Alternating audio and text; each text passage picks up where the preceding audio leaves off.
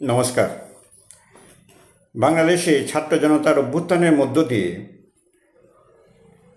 টানা 16 বছরের শেখ হাসিনা জমানার উৎখাত হয় এবং মোহাম্মদ ইউনূসের নেতৃত্বে অন্তর্বর্তীকালীন সরকার প্রতিষ্ঠিত হয়। কিন্তু এই অন্তর্বর্তীকালীন সরকারের 1.5 মাস পেরিয়ে গেছে, তাদের রিপোর্ট কার্ডে কী আছে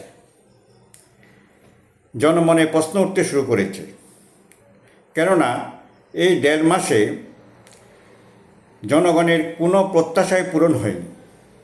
প্রথম দিকে সরকার পরিবর্তনে জনগণের মধ্যে যে উৎসাহ উদ্দীপনা ছিল,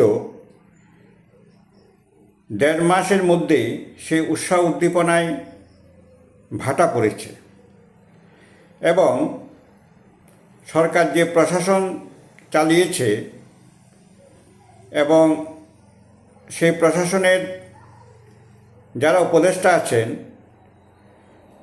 তাদের অনভিজ্ঞতা ফলে প্রশাসন একেবারে দুর্বল হয়ে পড়েছেন। এই সুযোগে সমাজ বিরোধীরা সমাজ জীবনে বিশৃঙ্খলা সৃষ্টির চেষ্টা করছে। সরকারের মোকাবেলা করার মতো ক্ষমতা নেই বা অভিজ্ঞতাও নেই। ফলে বাংলাদেশের জনগণের মধ্যে চরম হতাশা বিরাজ করছে। এমনও শোনা যাচ্ছে যে বর্তমান সময়ের চেয়ে শেখ হাসিনার সময় অনেক ভালো ছিল। 5ই আগস্ট থেকে সেপ্টেম্বরের শেষ সপ্তাহ পর্যন্ত বাংলাদেশে যা ঘটেছে তা হলো পান্তাভাত জুড়িয়ে যাওয়ার মতো অবস্থা। মাফিয়ারাজ, চাঁদাবাজি, খুন ধর্ষণ, সিন্ডিকেট বাণিজ্য, দখলদারিত্বের লড়াই, যে অভিযোগগুলি বিগত সরকারের বিরুদ্ধে ছিল, এই সব অভিযোগ বর্তমান অন্তর্বর্তীকালীন সরকারের বিরুদ্ধে জনগণ তুলছে। স্থানীয়ভাবে আইনশৃঙ্খলা রক্ষা করার জন্য যে থানাগুলি কাজ করত, সেখানে বর্তমানে পর্যাপ্ত সংখ্যক পুলিশকর্মী নেই। কেননা অভ্যুত্থানের সময় যেসব পুলিশকর্মী থানা ছেড়ে পালিয়ে গিয়েছিলেন তারা সবাই কাজে যোগদান করেননি।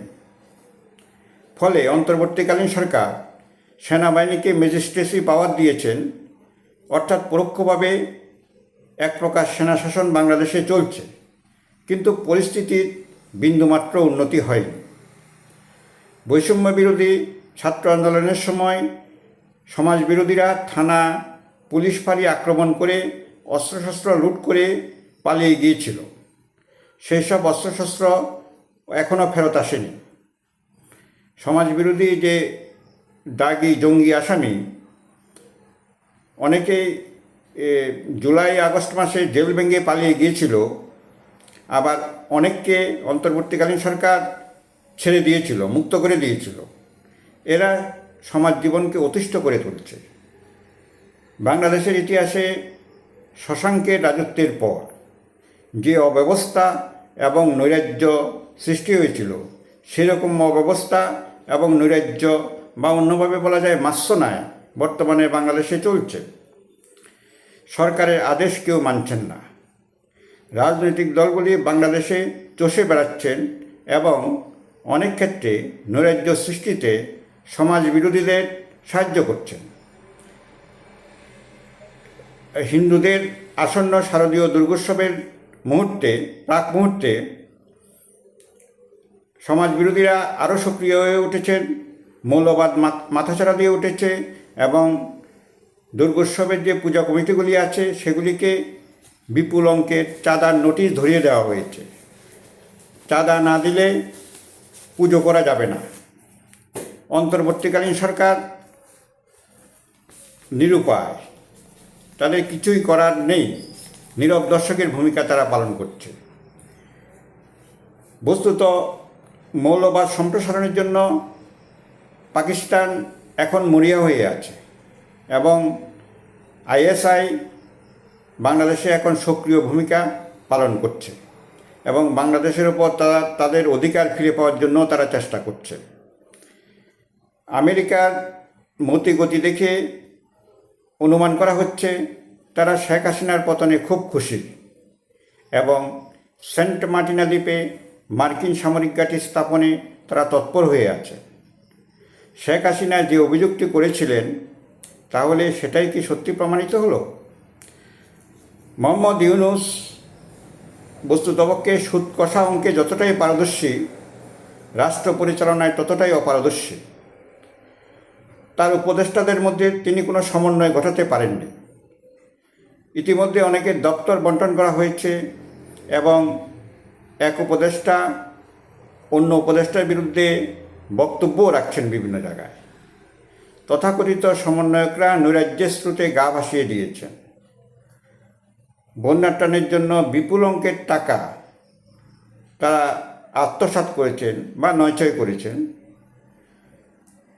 পুলিশ বেড়াকে সেনাবাহিনীকে ম্যাজিস্ট্রেসি পাওয়ার দেওয়া হয়েছে, কিন্তু সেনাবাহিনী বিশৃঙ্খলা দমন করতে কোনো চেষ্টাই করছেন না এবং সেনাবাহিনীর মধ্যেও প্রো হাসিনা অ্যান্টি হাসিনা একটা সুস্পষ্ট বিভাজন রেখা লক্ষ্য করা যাচ্ছে। বাংলাদেশে ভারতীয় অনেক সরকারি বেসরকারি বিনিয়োগ এবং বিভিন্ন প্রকল্প চলছিল। এগুলি এখন বন্ধ থাকাতে অনেক শ্রমিক কর্মচারী কর্মহীন হয়ে পড়েছেন। বাংলাদেশে বিকশিত বস্ত্রশিল্পের কারখানাগুলি এখন অধিকাংশই বন্ধ আছে এবং কারখানাগুলিতে শ্রমিক ছাঁটাই চলছে বা কোনো কোনো কারখানায় বিক্ষোভও চলছে। অসংখ্য মামলা মোকদ্দমার ভারে থানা এবং বিচারালয়গুলিতে একটা চরম অব্যবস্থার সৃষ্টি হয়েছে। এদিকে মোহাম্মদ ইউনূসের বিরুদ্ধে শেখ হাসিনার জমানায় যে মামলাগুলি ছিল, সেই মামলাগুলি থেকে তিনি নিজেকে খালাস করে নিচ্ছেন। আইনি উপদেষ্টা যিনি আছেন, তিনি অনর্গল উল্টাপাল্টা বলে যাচ্ছেন। তিনি একসময় বলেছিলেন যে ২৬ লক্ষ ভারতীয় বাংলাদেশে চাকরি করছেন। তসলিমা নাসরিন বলেছেন যে ওনাকে জিজ্ঞেস করার জন্য যে ২৬ লক্ষ পদ বাংলাদেশে আছে কিনা। এবার রাষ্ট্রসংঘের অধিবেশনে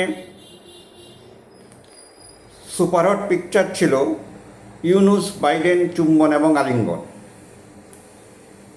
বাংলাদেশের এক শ্রেণীর বুদ্ধিজীবী এই দৃশ্য দেখে আনন্দে আত্মহারা, কিন্তু তাদের এই আনন্দে চিড়ে ভিজবে না। কেননা বাংলাদেশের সাধারণ মধ্যবিত্ত এবং প্রান্তিক শ্রেণীর মানুষের জীবন অতিষ্ঠ হয়ে উঠেছে। মোহাম্মদ ইউনূসের উপদেষ্টা পরিষদ হালবিহীন জাহাজের মতো চলছে।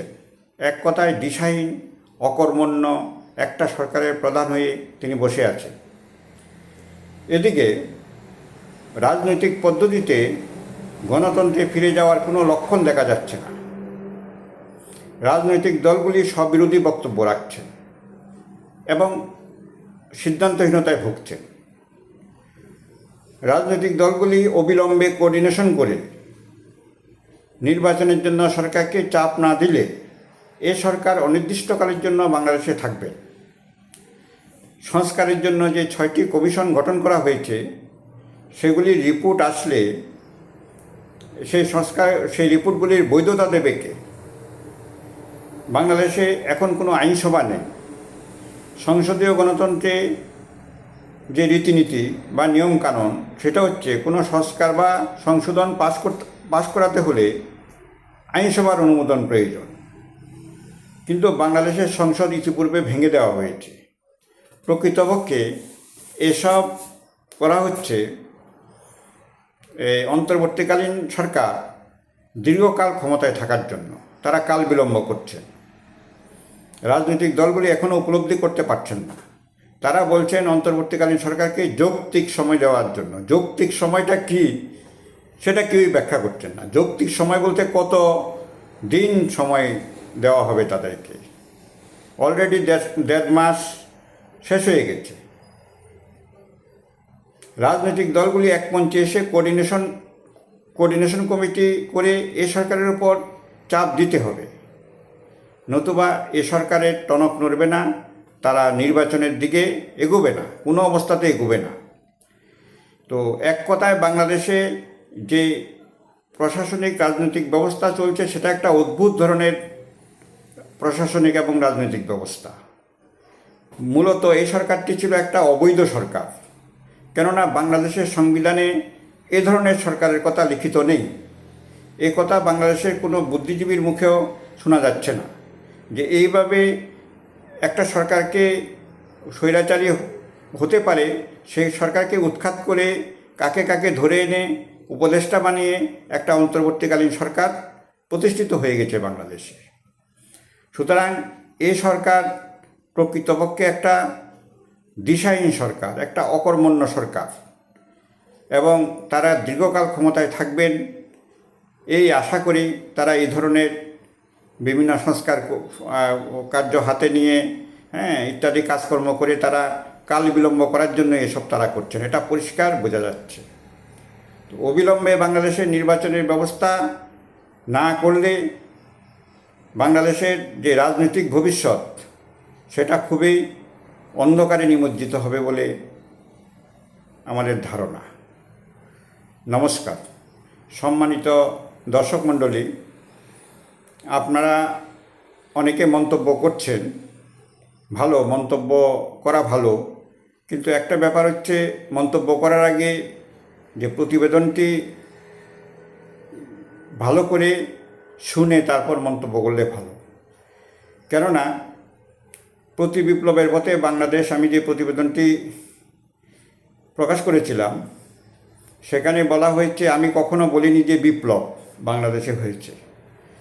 বাংলাদেশে যেটা হয়েছে সেটা তথাকথিত বিপ্লব বলা হয়েছে, মানে অনেকে বলছেন এটাকে বিপ্লব, কিন্তু সেটা তো বিপ্লব হতেই পারে না। বিপ্লব শব্দের অর্থ এবং ব্যঞ্জনা অনেক বড় এবং গভীর, সুতরাং এটা কোনো অবস্থাতেই বিপ্লব হতে পারে না।